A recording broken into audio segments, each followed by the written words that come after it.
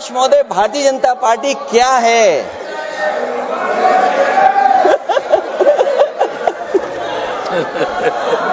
जी, मैं अखिलेश जी ने बहुत हंसते हंसते कहा है, इसको हंसते हंसते जवाब देना।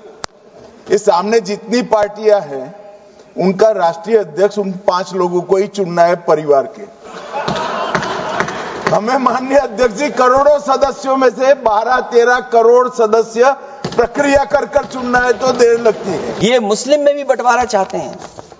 मुस्लिम इस्लाम धर्म में कहीं बंटवारा नजर नहीं आता है। बंटवारा तो पीडीए करेगा अभी। अध्यक्ष महोदय, मैं कहना चाहता हूं, ये जो बिल लाया जा रहा है, भारतीय जनता पार्टी में एक मुकाबला चल रहा है। भारतीय जनता पार्टी के अंदर मुकाबला चल रहा है कि खराब हिंदू कौन बड़ा है। और ये बात अध्यक्ष महोदय मैं ऐसे ही नहीं कह रहा हूं। जो पार्टी ये कहती हो कि दुनिया की सबसे बड़ी पार्टी है, अध्यक्ष महोदय वो अपना राष्ट्रीय अध्यक्ष नहीं चुन पाए अभी तक। अध्यक्ष महोदय, भारतीय जनता पार्टी क्या है?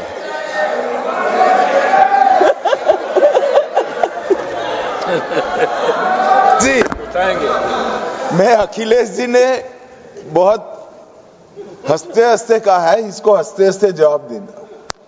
इस सामने जितनी पार्टियां हैं उनका राष्ट्रीय अध्यक्ष उन 5 लोगों को ही चुनना है परिवार के। हमें माननीय अध्यक्ष जी करोड़ों सदस्यों में से 12-13 करोड़ सदस्य प्रक्रिया कर कर चुनना है तो देर लगती है। आपके यहां जरा भी देर नहीं लगेगी। मैं कह देता हूं, अभी 25 साल तक आप अध्यक्ष हो जाओ, नहीं बदल सकता। अध्यक्ष महोदय, क्योंकि जो बात निकल के आई है वो मैं फिर आगे बढ़ा दूं। अध्यक्ष महोदय, जो बात सोशल मीडिया या और जगह गुपचुप हो रही है, कहीं ऐसा तो नहीं था कि अभी कुछ दिन पहले यात्रा जो हुई है वो कहीं 75 वर्ष की एक्सटेंशन वाली यात्रा तो नहीं थी। अध्यक्ष महोदय, ये जो इस बार जो वक्फ बिल आया है, नाकामी का पर्दा इस बार है वक्फ बिल। और नाकामी कोई एक आध नहीं है, मैं कई नाकामियां बता सकता हूं। अभी मैं माननीय सदस्यों को सुन रहा था, वो पुराने कई बिल उनके बारे में चर्चा कर रहे थे कि कितने प्रोग्रेसिव बिल लेकर के आए हैं। मुझे याद है, मैं उत्तर प्रदेश में उस समय था और मुझे लगा कि शायद इनकी वो बात ठीक होगी। एक ये बहुत तैयारी के साथ फैसला लेकर के आए थे और फैसला ये लिया था आधी रात के, आज के बाद नोट नहीं चलेंगे, नोट बंद हो जाएंगे। अध्यक्ष महोदय, उस नोटबंदी नाकामी के बारे में भी तो चर्चा हो जाए कि अभी भी न जाने कितनी जगह पर कितना रुपया निकला जा रहा है, कितना निकल करके आ रहा है।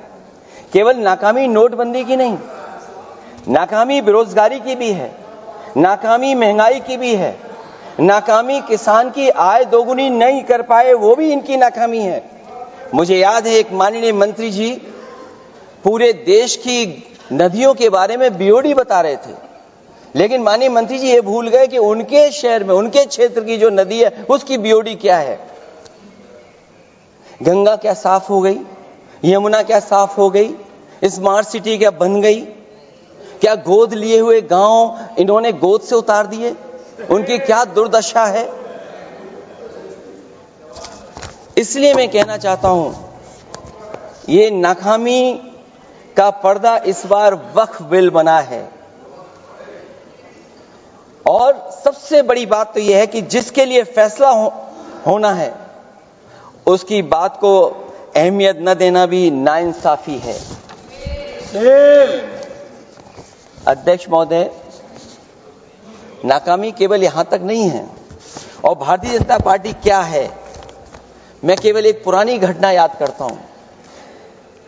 एक बार फैजाबाद अयोध्या में एक कार्यक्रम था, उसमें बड़ी तैयारी की गई थी और तैयारी के साथ कलाकार मुंबई से बुलाए गए थे। हो सकता है वो सहमति दिल्ली से ना रही हो, केवल लखनऊ की सहमति से हो रहा हो कार्यक्रम। और जब कार्यक्रम की पूरी तैयारी हो गई, भगवान श्री राम बनकर के कोई आ गया, लक्ष्मण बनकर के कोई आ गया, मां सीता भी बनकर के कोई आ गया, हनुमान जी और भगवान हनुमान भी बनकर के कोई आ गया। लेकिन जब लखनऊ से वो हेलीकॉप्टर उड़ा और अयोध्या पहुंचा तो सब लोग थे, लेकिन उसमें हनुमान नहीं थे। अध्यक्ष महोदय, मैं भारतीय जनता पार्टी के लोगों से कहूंगा कि जानकारी करिए कि आखिरकार भगवान श्री राम थे, लक्ष्मण थे, सीता थी, लेकिन हनुमान क्यों नहीं थे? हनुमान इसलिए नहीं थे, शायद उनकी जात या धर्म कुछ और था। अध्यक्ष महोदय, ये देश मिली जुली संस्कृति से चला है। कुछ हमने सीखा, कुछ उन्होंने सिखाया। और जो लोग ये कहते हैं कि हम सबको बराबरी का हक देते हैं, अभी कुछ दिन पहले ईद निकली है अध्यक्ष महोदय, वो परंपरा रही है, न केवल मैं जाता हूं बल्कि कोई दल का नेता ऐसा नहीं न जाता हो उस कार्यक्रम में शामिल होने। भारतीय जनता पार्टी के जो मुख्यमंत्री, उप मुख्यमंत्री, वो भी जाते हैं, उप मुख्यमंत्री, सभी धर्मों के नेता आते हैं। लेकिन पता नहीं इस बार क्या साजिश थी, षड्यंत्र था कि वहां पर कुछ पाबंदी लगी हुई थी। अगर किसी कारण पाबंदी लगी हुई थी तो बात समझ में आती है, लेकिन जब जानकारी हुई है, किसी को नहीं पता था कि पाबंदी क्यों लगी है कि आप नहीं जा सकते वहां पर कार्यक्रम में शामिल होने। क्या यही भारत है, यही संविधान हमें रास्ता दिखाता है? अध्यक्ष महोदय, मंत्री जी बताएं हमें, वो खुद भी माइनॉरिटी हैं, भगवान बुद्ध के रास्ते पे चलते हैं। भगवान बुद्ध का रास्ता दूसरा है। हम आपको अपना मानते हैं तब भी जब आप हमारे बहुत सारे ग्रंथों को नहीं मानते हैं, तब भी हम आपको अपना मानते हैं। आप हमारे पुराणों को नहीं मानते हैं, आप हमारे उपनिषदों को नहीं मानते हैं। लेकिन सोचिए, हम हिंदू वो लोग हैं जो आपको स्वीकार करते हैं और गले लगा करके चलते हैं। भाजपा का लक्ष्य वक्फ की जमीनों पर है। इन जमीनों का नियंत्रण अपने हाथ में लेकर इन जमीनों को पिछले दरवाजे से अपने लोगों के हाथों में दे देना चाहती है। भाजपा चाहती है कि वक्फ बिल लाने से मुस्लिम समुदाय को लगे कि उन पर हक को मारा जा रहा है, वो उद्वेलित हों और भाजपा को ध्रुवीकरण की राजनीति करने का मौका मिल सके। क्योंकि अध्यक्ष महोदय, भाजपा का लक्ष्य यह है कि ध्रुवीकरण हो, क्योंकि वो जानते हैं कि ध्रुवीकरण जितना होगा उससे वो लाभ उठाने में आगे रहेंगे। तो ये वक्फ बिल जो लाया जा रहा है वो अपनी वोट बैंक को संभालने के लिए और समाज को बांट करके ध्रुवीकरण करके राजनीतिक लाभ लेने के लिए लाया जा रहा है। और अगर इसके लिए नहीं लाया होता तो पहले से जो जितने फैसले लिए सरकार ने, क्या उससे देश और प्रदेश में कोई बड़ा बदलाव आ गया है? अगर स्मार्ट सिटी का बात करें तो कितनी स्मार्ट सिटी बन गई है आपकी? आपके नोटबंदी की वजह से न जाने कितना रुपया कहां निकल रहा है। और डर तो ये लगता है कहीं भाजपा वाले दूसरों के पैसा रख करके न पकड़वा दें। वक्फ बिल के आने से पूरी दुनिया में एक गलत संदेश भी जाएगा। इससे देश की सेकुलर इमेज को बहुत धक्का लगेगा। वक्फ बिल भाजपा की नफरत की राजनीति का एक और अध्याय है।